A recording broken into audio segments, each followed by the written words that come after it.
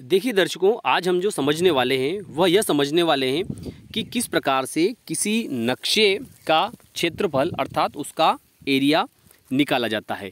तो यहाँ पर आपके सामने जो यह एक नक्शा दिख रहा है आपको, इस नक्शे में आप देखेंगे तो उत्तर दिशा की जो लाइन है, मतलब उसकी जो एक भुजा है उत्तर दिशा की इस नक्शे की, वह 50 फीट की है और दक्षिण दिशा की जो भुजा है वह भी 50 फीट है। इसी तरह पूर्व दिशा जो ये है, इधर जो है वह भुजा भी 20 फीट की है और पश्चिम दिशा की जो भुजा है वह भी 20 फीट की है। तो ऐसी स्थिति में क्या किया जाएगा कि इस नक्शे की दो भुजा जो है उनमें से एक एक भुजा ले ली जाएगी और दोनों का आपस में गुणा कर दिया जाएगा। जैसे हम किसी भी एक भुजा को ले लेते हैं।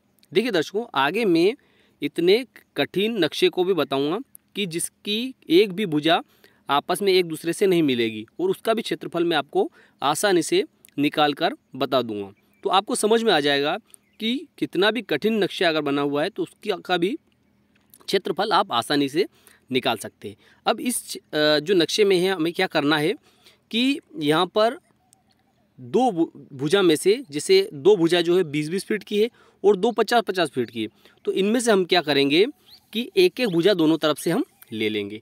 तो अब हम ले लेते हैं एक उत्तर दिशा की ये भुजा, ये है 50 फीट और दूसरी जो है यह पूर्व दिशा की ले लेते हैं, यह है 20 फीट। अब इन दोनों का क्या करेंगे, गुणा कर देंगे। अब इन दोनों का जब गुणा करेंगे तो जो इसका कुल क्षेत्रफल आएगा वह आएगा 5 दूनी 10, मतलब 1000 वर्ग फीट। तो इसका जो है कुल क्षेत्रफल आता है वह 1000 वर्ग फीट आता है। अब हम क्या करेंगे कि दूसरा नक्शा ले लेते हैं। अब देखिए, इस नक्शे में आपको कुछ अलग चीज़ें दिखती होगी। अब इसमें जो आपको अलग दिख रहा है वह क्या है कि यहाँ पर दो भुजाएं तो समान है, लेकिन दो भुजाएं जो है वह असमान है। तो अब दो भुजाएं जो असमान है उनका हम क्या करेंगे, अगर इस नक्शे का हमें क्षेत्रफल निकालना है तो जो दो भुजाएं जो समान है, उत्तर और दक्षिण दिशा की जो दो भुजा है वो तो समान है, लेकिन पूर्व और पश्चिम की जो दो भुजाएं हैं वह असमान है।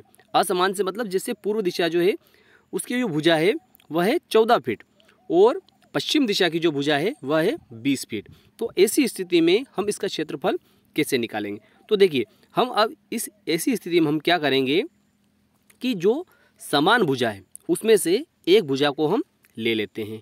तो वह हम उत्तर दिशा की भी ले सकते हैं या दक्षिण दिशा की भी ले सकते हैं। अब जो असमान भुजा है उनका हम क्षेत्रफल कैसे निकालें? तो इसमें हमें क्या करना है कि जो पूर्व दिशा की जो भुजा है जैसे 14 फीट और पश्चिम दिशा की जो भुजा है वह है 20 फीट, तो इन दोनों को हम आपस में जोड़ लेंगे। अब देखिए, इन दोनों का जब हम जोड़ करेंगे तो वह आएगा कितना, 20 + 14। 20 + 14 मतलब ये होता है 34 होता है। अब 34 होता है तो अब हमें जो है क्या करना है कि इस 34 में अब दो भुजा जोड़ी हमने, तो इन दोनों भुजा का 2 का हमें भाग देना है। तो जब 34 में हम 2 का भाग देंगे तो देखिए 34 में 2 का भाग हमने दिया तो ये आएंगे 17 दूनी 34, मतलब 17 आएंगे। तो अब ऐसी स्थिति में हमें क्या करना है कि ये एक भुजा का जो है वह उसकी लंबाई निकल चुकी है। तो अब हम क्या करेंगे कि उत्तर दक्षिण में से एक भुजा को लेंगे और इन दोनों में से जो भागफल आया है कि कौन सा, पूर्व और पश्चिम दिशा की दोनों भुजाओं को जोड़ने के बाद में जो भागफल आया है 17, उसमें इसका जो है उत्तर या दक्षिण दोनों में से एक भुजा का गुणा कर देंगे। तो 17 में जब हम 50 का गुणा करेंगे तो आएगा 850 वर्ग फीट। अब दर्शकों, अब हम समझ लेते हैं कि यदि किसी नक्शे की चारों भुजाएं भिन्न है तो ऐसी स्थिति में क्या होगा। तो इसके संबंध में हम ले लेते हैं अगले नक्शे को। तो देखिए, ये नक्शा जो है यहाँ पर इसकी चारों भुजाएं असमान है। अब देखिए, यहाँ चारों भुजाएं आपको असमान दिखती होगी। देखिए, जो उत्तर दिशा की जो भुजा है वह आपको दिखती होगी 50 फीट, और दक्षिण दिशा की जो है वह आपको दिखती होगी 40 फीट, पूर्व दिशा की जो है वह है 14 फीट, और पश्चिम दिशा की जो है वह है 20 फीट। अब ऐसी स्थिति में हमें क्या करना पड़ेगा? तो देखिए, ऐसी स्थिति में हमें ये करना है कि उत्तर और दक्षिण दोनों दिशा की जो भुजाएं हैं उनको आपस में जोड़ लेंगे। तो देखिए क्या करेंगे कि यहाँ पर ये बिल्कुल टेढ़ा मेढ़ा नक्शा है, इसकी चारों भुजाएं असमान है, एक भी भुजा एक दूसरे से मैच नहीं खाती, अर्थात किसी की भी लंबाई और चौड़ाई समान नहीं है। तो ऐसी स्थिति में क्या करेंगे, उत्तर और दक्षिण दोनों भुजाओं को आपस में जोड़ लेंगे। अब दोनों को आपस में जोड़ने के बाद में जो कुल योग आएगा वह आता है 50 + 40 मतलब बराबर 90। अब इसमें हमें दो भुजाएं हमने जोड़ी है, तो इसमें हम क्या करेंगे, 2 का भाग दे देंगे। तो जो आएगा भागफल 50 + 40 बराबर 90, मतलब 2 से भागित करेंगे तो वह आएगा 45।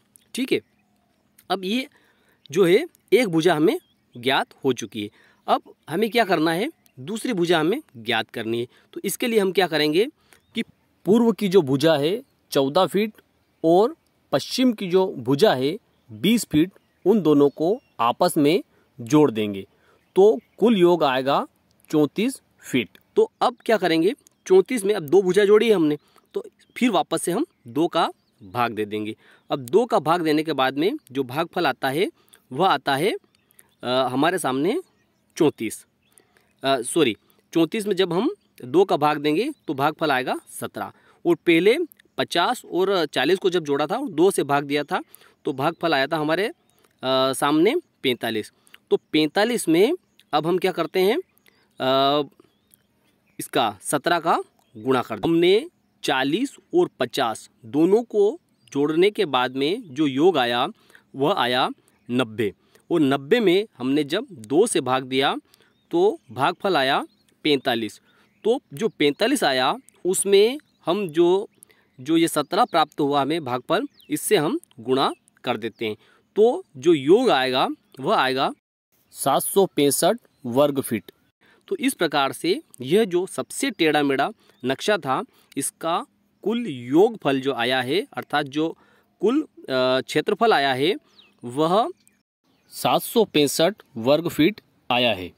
तो दर्शकों, मैं विश्वास करता हूं कि आज की दी गई जानकारी आपके लिए अति महत्वपूर्ण रही होगी। अभी तक आपने हमारे चैनल को सब्सक्राइब नहीं किया है तो चैनल को सब्सक्राइब कर दीजिए, बेल आइकन को प्रेस कर दिए और इस वीडियो को फटाफट लाइक कर दीजिए। फिर मिलते हैं अगले वीडियो में, तब तक के लिए जय हिंद, जय भारत।